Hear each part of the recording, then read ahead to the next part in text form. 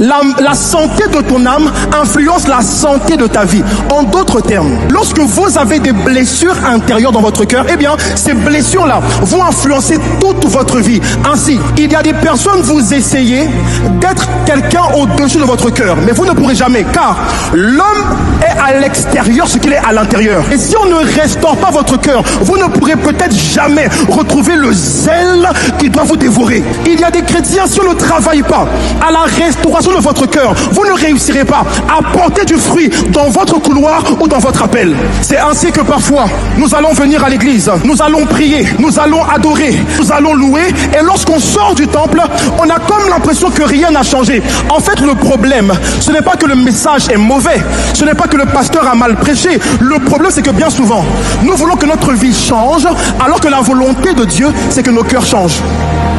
Il y a des vies qui ne changeront pas tant que les cœurs ne changent pas. J'ai appris quelque chose. Je me suis rendu compte que Dieu n'élève pas une vie, il élève un cœur. Dieu n'élève pas une vie, il élève un cœur. Ça veut dire que pour certains, votre élévation est en train de tarder parce que Dieu ne trouve pas un cœur.